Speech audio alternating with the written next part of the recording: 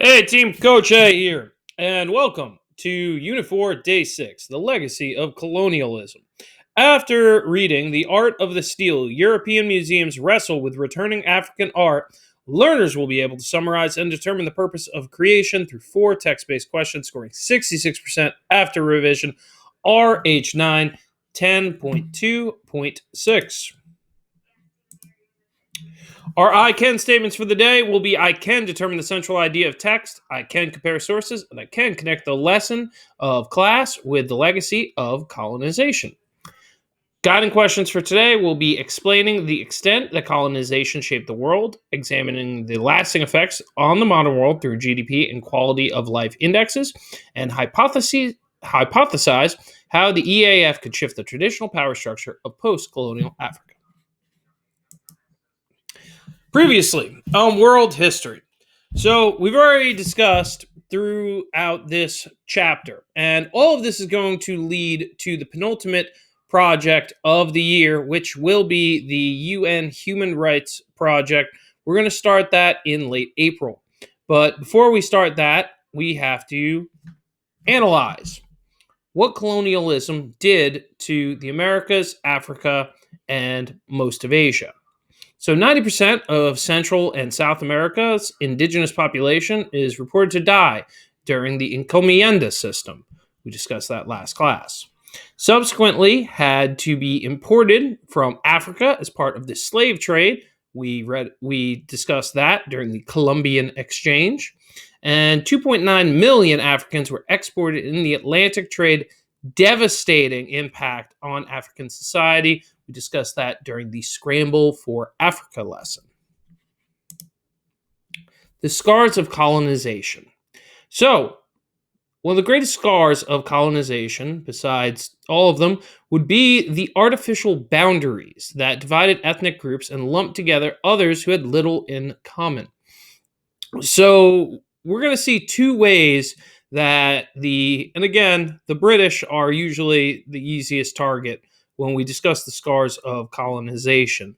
Is we see here, this is a map of Nigeria and the principal linguistic groups. And what this shows is this is intended to be a whole country. But as you can see, there are over a dozen different ethnic groups inside of this country. It is arbitrarily distributed. There's no rhyme or reason. And in the video we'll watch a little bit later, you'll be able to notice that there's very little cohesion of the Nigerian people. And because of this, this is going to impact locals in different ways. So different groups, minority groups, will often be, quote, chosen from the British and will benefit from collaboration with the colonial powers. This will internalize a sense of inferiority and dependency. And in African settler colonies, African farmers were often pushed to marginal lands. So before we get into this map real quick, we want to just think about the concept of what colonization was. Let's go back to Unit 4, Day 1. And the whole point was specialization. So if we look at the British Isles, we discussed it is an island. There's not a lot of space to expand. So what they did was when they colonized these places, they would have them export a single thing. You might be a sugar colony. You may be an oil colony. And what that does is it creates material dependence in those other areas. And why we call it the scars of colonization is because long after the British have left, the infrastructure for those other industries is just not present. And the infrastructure is so specialized that often with little resources, these countries were ill-equipped to build the infrastructure to diversify, making them still very much dependent on the colonial overlords they had right in the yoke of. So this is an image, as we discuss, of them picking sides. This is the image of the Indian-Pakistani border at night. And as you can see, most of India is lit. Even parts of the Great Indian Desert, which is roughly the size of Austria. It's a bit bigger than both the Koreas put together. It's large. And Pakistan, well, Karachi, Islamabad, and not a lot else. So let's take a look. Okay, so we're looking at a map of India and Pakistan. So, as we've already talked about in the British Empire, this whole area after the fall of the Mughal Empire was almost entirely held by the British East India Company. So, as time starts to move on and keeping this area starts to become more difficult, aka more expensive, independence movements start to crop up. And we start to see a divide between the Indians, who are primarily Hindi, and the Pakistanis, which are Muslim. At this time, they're just two separate independence movements. And we're going to see in full effect, there is no Abbas the Great here to start to mend the fences between the two. Remember that from Unit 1? Instead, we have the British that are very willing to grant independence to this Muslim state, but they give them some of the worst land in the subcontinent. The little sliver between the Afghani desert, the Himalayas, and the Thar Desert. Essentially, giving Pakistan one major port, only a sliver of good seafaring ports. So, like I said, the title of this slide is Scars. India is expected to become, by the end of this decade, the fifth largest GDP in the entire world. Some suggest by 2050 it could be the third largest in the entire world. On the other hand, those same estimates only suggest that Pakistan will grow by 0.25%, leaving it just about where it is. And India will shoot by its northern neighbor. The British picked sides, and the side that they deemed better won.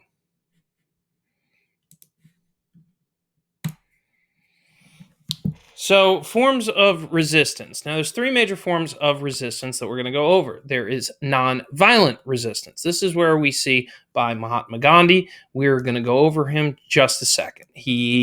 This can include boycotting products, challenging taxation, etc. Second is mass political movement. This is closer, honestly, because mass political movement is mostly where they start to make the colonizing force nervous, that there will be an outright uprising.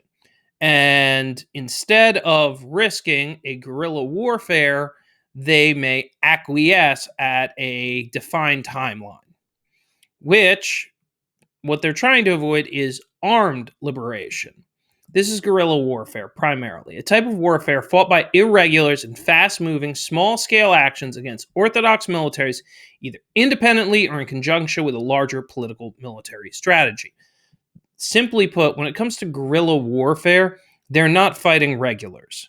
A regular army has people in uniforms, and they have little patches, and they got their names, and dog tags, and all of that. Guerrilla warfare looks just like everybody else until they attack. And then they slip right back into the crowd. Because guerrilla warfare is not about beating the other person into submission, it's about outlasting them. You're going to learn about in US 1. America did not win the War of Independence. America outlasted the economic viability of the British resources. The United States won the American Revolution because the British didn't want to pay more money to keep this negative asset. Speaking of Mahatma Gandhi is a Indian civil rights leader. Famously, he is the inspiration of many civil rights leaders, most notably Martin Luther King Jr. He organized large protests that include sit-ins, work stoppages. Remember, we talked about how in Unit 4, Day 1, about how this is all economic. And when work stops, the goods don't make the ship, and that ship doesn't make it back to the other port. And now those goods aren't there. Work stoppages or strikes are very effective because the colony is only good to the colonizer when it is producing. When production stops, even when it's just a hiccup, it makes the colonizer question whether it is worth keeping. So by boycotting products, we talked about this, they would make their own clothes instead of buying the British produced clothes. Now, the most famous, of course, is his Salt March. Backstory on this is the British banned the production of salt from the Indian people. Indians are primarily vegetarian. Salt is a tremendously important part, a necessary part of their diet. So the salt tax was a burdensome tax that affected disproportionately the poor, which, when we talked about the British Empire, was most of India at this point because they destroyed a great deal of the economy colonizing it. So Gandhi decides, after time meditating at Ahmedabad, he is going to march to the Arabian Sea, 421 miles, and he is going to demand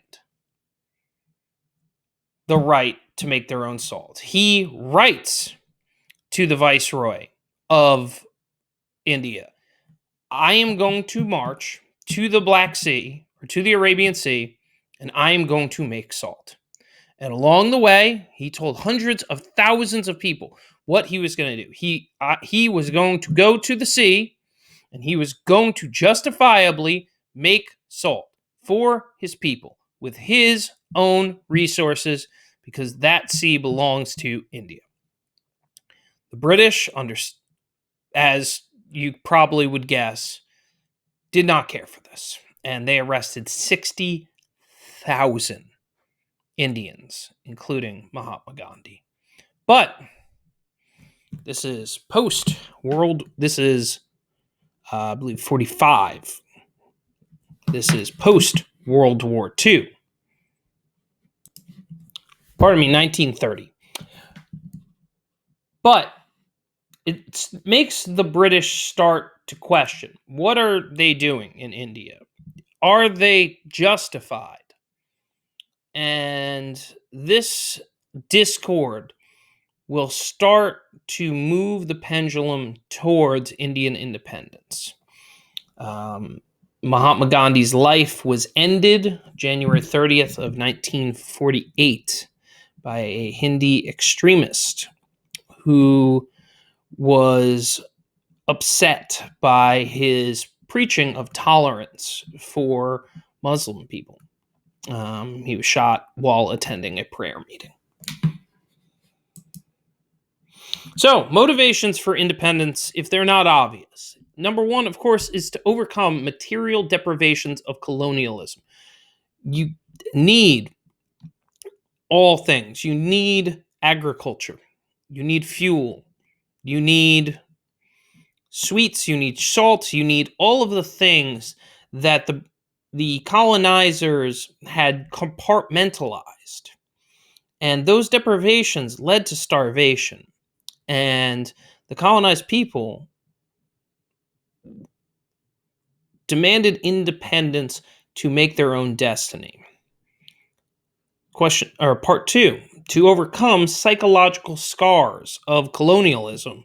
As we could see, and you're about to see in a video that you're going to watch, this is ongoing to this day for the colonized people starting to build their own identity, going into number 3, and reclaim their independent culture and their national identity. So many of them were inspired by the newly formed United Nations. The United Nations, coming out of World War II, is a super government where 56 nations sit and they decide essentially the rules of the world, how trade will be conducted, how space will be decided, how water rights, how fishing rights will be decided. And these African nations look at this and say, we want a seat at the table. For the first time, we want to be there. Unlike the Berlin Conference, where 14 European nations decide our fate. We want a seat in New York City to decide the fate of the world. Many of these revolutions will ultimately fall into sight. Either the Russian Red Revolution, many of them seduced by the allure of communism, and also many of them cited the U.S. Declaration of Independence as inspiration, notably Ho Chi Minh in Vietnam.